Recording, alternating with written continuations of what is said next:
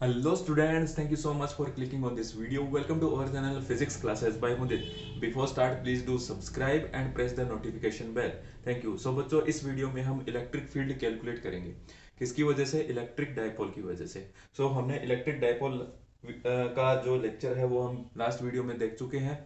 ठीक है. So electric field due to electric dipole, ये भी दो तरीके से होता है. एक तो इलेक्ट्रिक डायपोल की एक्सियल लाइन पे हम कैलकुलेट करेंगे और नेक्स्ट हम करेंगे इक्वाटोरियल लाइन पे. ठीक है. अब सबसे पहले तो हमें ये पता होना चाहिए कि एक्सियल लाइन कौन सी होती है और इक्वाटोरियल लाइन कौन सी होती है. तो देखो, ये मैं डायपोल बना रहा हूं. ठीक है. ये माइनस क्यू चार्ज है, ये प्लस क्यू चार्ज है, ये दोनों के बीच का सेंटर और ये दोनों के बीच की डिस्टेंस. ठीक है. 2a. तो अब हमें सबसे पहले देखना है कि इसकी इक्वाटोरियल लाइन कौन सी है, एक्सियल लाइन कौन सी है. तो इसके पैरेलल यानी इसके ऊपर से जाती हुई जो लाइन होती है ना बच्चों, ये इसको तो हम कहते हैं एक्सियल लाइन. ठीक है. Axial line. और इस डाइपोल के परपेंडिकुलर, ठीक है, इस डाइपोल के परपेंडिकुलर सेंटर से जाने वाली लाइन यानी ओ से जाने वाली, और इस डाइपोल के परपेंडिकुलर, इसको हम क्या कहते हैं? Equatorial equatorial line. ठीक है. तो इस वीडियो में हम इलेक्ट्रिक डायपोल की वजह से एक्सियल लाइन के किसी पॉइंट पर, ठीक है, जैसे यहां पर कोई भी पॉइंट हो सकता है, एक्सियल लाइन के किसी भी पॉइंट पर हम इलेक्ट्रिक फील्ड कैलकुलेट करेंगे. ठीक है. उसके नेक्स्ट हम क्या करेंगे? Equatorial line. ठीक है. इक्वाटोरियल लाइन के किसी भी पॉइंट पे हम इलेक्ट्रिक फील्ड कैलकुलेट करेंगे. तो सबसे पहले देखते हैं एक्सियल लाइन पर इलेक्ट्रिक फील्ड. तो ये डाइपोल है माइनस क्यू, और इधर आ जाएगा आपका प्लस क्यू. ठीक है. और ये दोनों के बीच का सेंटर O, और ये दोनों के बीच की डिस्टेंस 2a. अगर ये 2a है तो ये कितनी हो जाएगी? a. और ये भी कितनी हो जाएगी? a. अब एक्सियल लाइन पे हम कोई पॉइंट मान लेते हैं. ये एक्सियल लाइन है, इस एक्सियल लाइन पर ये पॉइंट P हम मान लेते हैं. ठीक है. P मान लेते हैं. चलो, ठीक है. इस पॉइंट P पर हमें क्या करना है? इलेक्ट्रिक फील्ड कैलकुलेट करनी है. तो सबसे पहले तो हमें ये देखना है कि ये जो डाइपोल है, इस डाइपोल की कौन सी डायरेक्शन है. तो हमने जब इलेक्ट्रिक डाइपोल का कॉन्सेप्ट पढ़ा था तब हमने देखा था कि जो इलेक्ट्रिक डाइपोल जो होता है उसकी जो डायरेक्शन है वो माइनस क्यू चार्ज से प्लस क्यू चार्ज की तरफ होती है. यानी इसी डायरेक्शन में, इस डायरेक्शन में क्या होगी? P cap. यहां पर पी केप क्या है? Direction of dipole. डाइपोल की डायरेक्शन है माइनस क्यू से प्लस क्यू चार्ज की तरफ होती है.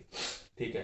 अब इस पॉइंट P पर हमें इलेक्ट्रिक फील्ड कैलकुलेट करनी है. अब जैसा कि आपको पता है यहां पर दो चार्ज है, एक माइनस क्यू चार्ज है और एक प्लस क्यू चार्ज है. तो हमें पता है माइनस क्यू चार्ज की वजह से भी यहां पर कोई ना कोई इलेक्ट्रिक फील्ड होगी, और प्लस क्यू चार्ज की वजह से भी कोई ना कोई इलेक्ट्रिक फील्ड होगी. ठीक है.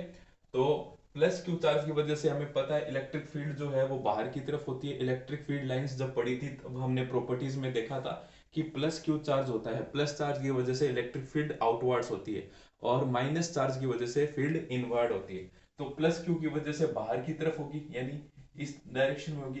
प्लस क्यू की वजह से मैं मान लेता हूं E1 वेक्टर, और माइनस क्यू की वजह से अंदर की तरफ होगी, तो माइनस क्यू की वजह से पॉइंट P पर अंदर की तरफ E2 वेक्टर. तो यहां पर E1 क्या है? Electric field due to charge plus Q, due to charge plus Q on point P.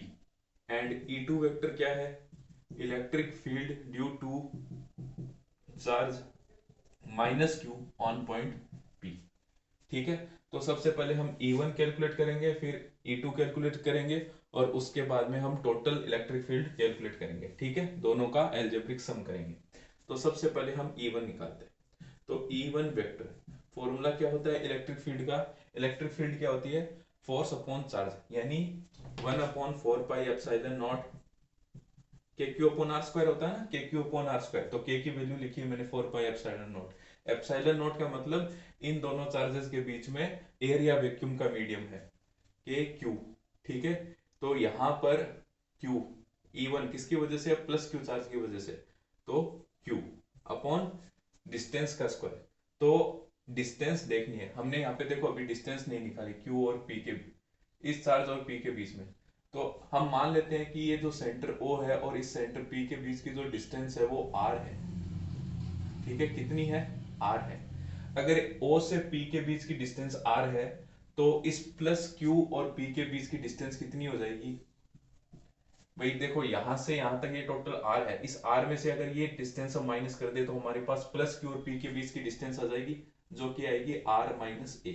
क्योंकि टोटल आर है, इसमें से ये माइनस कर देंगे तो ये डिस्टेंस आ जाएगी। इसी तरीके से माइनस क्यू और पी के बीच की अगर हम डिस्टेंस देखें तो माइनस क्यू यहां तक आर है, इसमें ए एड और कर दोगे तो माइनस क्यू और पी के बीच की डिस्टेंस आ जाएगी, जो कि आएगी आर प्लस ए। ठीक है, तो ये आ गई R plus A, R R minus A. तो इवन कितना आएगा? आर माइनस ए का होल स्क्वायर। ठीक है, के क्यू अपॉन आर स्क्वायर। ठीक है, अब इवन जो है वो बाहर की तरफ है। ठीक है, और इसी डायरेक्शन में क्या है? इसी डायरेक्शन में डायपोल की डायरेक्शन है। ठीक है, तो यूनिट वेक्टर जो आएगा पी के लेंगे, जो कि क्या आएगा? पॉजिटिव आएगा, क्योंकि एक ही डायरेक्शन में इलेक्ट्रिक फील्ड और डायपोल की डायरेक्शन। ठीक है, तो ये आ गया, इसको मैं नाम दे देता हूं इक्वेशन नंबर 1। इसी तरीके से हम निकालेंगे E2 वेक्टर। E2 वेक्टर क्या आएगा? 1/4 pi epsilon not Q upon R plus A का whole square. R plus A क्यों आया? क्योंकि माइनस क्यू की वजह से ना E2, तो माइनस क्यू और P के बीच की जो डिस्टेंस है वो कितनी है? R प्लस ए। ठीक है, और ये आएगा माइनस पी केप। ठीक है, ये क्या आएगा? Minus P cap. क्यों आएगा? क्योंकि माइनस क्यों आया है? क्योंकि माइनस आप देखो यहाँ पर E2 वेक्टर और ये जो पी केप है इन दोनों की अपोजिट डायरेक्शन है। ठीक है, इवन में तो क्या था? इवन और पी केप दोनों एक ही डायरेक्शन में थे, बट यहाँ पे E2 और P अपोजिट डायरेक्शन में, इसलिए क्या आया है? माइनस आया। अब क्या कर दो, इनका एल्जेब्रिक सम कर दो, यानी total electric field, total electric field on point P, ये क्या आएगा? E vector is equal to E1 vector plus E2 vector. ठीक है, दोनों को हम सम करेंगे तो क्या आएगा? E1 क्या है? 1/4 pi epsilon not Q upon R minus A का whole square P cap plus 1/4 pi epsilon not Q upon R plus A का whole square minus P cap. ठीक है, तो बच्चों एक बात ध्यान रखना, जनरली क्या है E2 में डायरेक्ट यहाँ पे आपको कुछ बुक्स में माइनस लिख देते हैं, या तो कई बच्चे होते हैं जो यहाँ पे ही सीधा माइनस लिख देते हैं। क्या समझते हैं? ये समझते हैं कि माइनस क्यू चार्ज है, इसकी वजह से फील्ड माइनस। ठीक है, यहाँ पर लगा देते हैं माइनस क्यू की वजह से, जबकि ये गलत होता है। ठीक है, माइनस क्यू की वजह से नहीं होता, डायरेक्शन अपोजिट होने की वजह से ये माइनस होता है। माइनस क्यू की चार्ज की वजह से इलेक्ट्रिक फील्ड नेगेटिव नहीं है। ठीक है, तो अब देखो ये दोनों टर्म में जो जो कॉमन है उनको बाहर निकाल लेते हैं। ठीक है, देखना, तो electric field E is equal to 1/4 pi epsilon nought, और Q भी दोनों में है, Q भी कॉमन आ जाएगा। ठीक है, तो Q/4 पाई एप्सिलॉन नॉट, अंदर क्या बचा? 1/R माइनस ए का whole square minus 1/R plus A का होल स्क्वायर। ठीक है, और बाहर क्या जाएगा? P cap. ठीक है, अब इसको सोल्व कर लेते हैं, तो ई वेक्टर क्या आएगा? Q/4 pi epsilon not, LCM कितना आएगा? R माइनस ए का whole square R plus A का होल स्क्वायर। इधर क्या बच जाएगा? आर माइनस ए कैंसिल हो जाएगा, ऊपर यहाँ पे बच जाएगा R प्लस ए का whole square minus R minus A का होल स्क्वायर, ये आ जाएगा पी केप। अब इसको सोल्व करेंगे तो क्या आएगा? ये कैलकुलेशन है बच्चों। ठीक है, 1/Q/4 पाई एप्सिलॉन नॉट।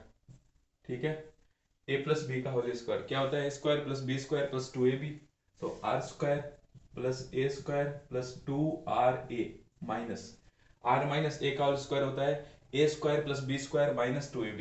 लेकिन यहाँ पर देखो ब्रैकेट के बाहर माइनस है, तो इस वजह से अंदर जो हम ओपन करेंगे ऐसा, तो उसमें सारे जो साइन है वो क्या हो जाएंगे? चेंज हो जाएंगे, क्योंकि बाहर ब्रैकेट के माइनस है। तो यहाँ पे आएगा R square minus A square plus 2RA divide by R minus A का whole square R plus A का whole square into P cap. ठीक है, ये समझ में आ गया। यहाँ पे देखो आता तो R square plus A square minus two R है, लेकिन बाहर माइनस की वजह से तीनों के साइन चेंज हो गए। तो यहाँ पे देखो electric field Q upon 4 pi epsilon nought, R square दोनों कैंसिल हो जाएंगे, क्यों? क्योंकि एक पॉजिटिव एक नेगेटिव। इसी तरीके से ए स्क्वायर कैंसिल हो जाएगा, टू आर ए मिलके क्या हो जाएगा, 4 आर ए डिवाइड बाय, यहाँ पे देखना आर स्क्वायर, आर और ए, आर क्या है बच्चों यहाँ पे ओ और पी के बीच की डिस्टेंस है, और ए क्या है, ए यहाँ पर सेंटर और कोई चार्ज के बीच की डिस्टेंस है। तो यहाँ पर हम कह सकते हैं, मैं इसको ऐसा लिखूंगा, देखना R4 × पी के। अब आप कहोगे सर R4 क्यों लिखा? R4 इसलिए लिखा है क्योंकि यहाँ पर हम क्या मानते हैं, जो R है वो A से बहुत बड़ी है। R जो डिस्टेंस है वो एक के कंपैरिजन में बहुत बड़ी है, क्यों? क्योंकि A क्या है, A यहाँ पर सेंटर और कोई चार्ज है उसके बीच की डिस्टेंस है, ठीक है। तो ये बहुत स्मॉल होती है किसके कंपैरिजन में, R के कंपैरिजन में, इसलिए A को हमने क्या कर दिया यहाँ पर, नेग्लेक्ट कर दिया। नेग्लेक्ट कर देने से A तो कैंसिल हो गया, और आर स्क्वायर क्या हो गया, R4। अब ऊपर एक R है और नीचे R4 है, तो इसको सोल्व करेंगे तो क्या आएगा, Q upon 4 pi epsilon not, ठीक है। और साथ में क्या आएगा, 4a अपॉन आर क्यू, ठीक है। 4a इसको मैं ऐसे लिख सकता हूं, 1/4 pi epsilon nought 2 × 2a³ upon R Q, ठीक है। 2a³ मतलब 4 को 2 × 2 में तोड़ दिया, ठीक है, और 2a³ को साथ में लिख लिया। ऐसा क्यों लिखा? क्योंकि 2a³ ये क्या होता है, डाइपोल मोमेंट होता है। तो हम ऐसा लिख सकते हैं, E vector is equal to 1/4 pi epsilon nought 2p upon r³ pk। So this is the electric field due to dipole on axial line. मैं यहाँ पे ऐसा लिख सकता हूँ एक्सियल, ठीक है, एक्सियल। तो ये एक्सियल लाइन पर क्या है, ये आपकी इलेक्ट्रिक फील्ड है, ठीक है, डाइपोल मोमेंट की वजह से। तो ये डेरिवेशन है बच्चों, ठीक है। तो इस डेरिवेशन को याद करने की या रटने की बिल्कुल भी जरूरत नहीं है, ठीक है। आपको सबसे पहले डायग्राम समझना है क्या होता है, ठीक है, डायग्राम की प्रैक्टिस करनी है, और उसके बाद में इस डेरिवेशन को आप जितना अच्छे से प्रैक्टिस करोगे उतना आपके अच्छे से क्लियर होगा। अगर आप याद करने की कोशिश करोगे जैसे इस स्टेप के बाद ये कैसे आई, ये कैसे आई, ठीक है, रटने की कोशिश करोगे तो कोई फायदा नहीं है, क्योंकि यहाँ पे देखो सभी जगह क्या चल रही है, कैलकुलेशन चल रही है। और कैलकुलेशन को समझने का सबसे बेटर तरीका यही होता है कि उस चीज की आप कितनी अच्छे से प्रैक्टिस करते हो। तो इसका बेस्ट तरीका है आप प्रैक्टिस करो, ठीक है। इसके बाद में यहाँ पर देखो एक चीज देखना, ये जो एक्सियल लाइन है इलेक्ट्रिक फील्ड है, तो ये इलेक्ट्रिक फील्ड जो होती है एक्सियल की वजह से, इसको हम ऐसा भी लिख सकते हैं, is directly proportional to 1/r³। यानी ये जो डिस्टेंस है सेंटर O और पॉइंट के बीच की, इसकी जो थर्ड पावर है इसके इनवर्सली प्रोपोर्शनल होता है, ठीक है। तो ये आ गया आपका एक्सियल है, ठीक है। अब नेक्स्ट जो वीडियो होगा वो होगा आपके इक्वाटोरियल लाइन में। स्टार्टिंग में बताया था ना, एक एक्सियल लाइन होती है और एक इक्वाटोरियल लाइन होती है। तो नेक्स्ट वीडियो में हम इक्वाटोरियल लाइन पे इलेक्ट्रिक फील्ड कैलकुलेट करेंगे, ठीक है। सो बच्चों इस वीडियो में इतना ही। अगर आपको वीडियो अच्छा लगा है तो प्लीज इसे लाइक करें, अपने फ्रेंड्स के साथ शेयर करें। Thank you.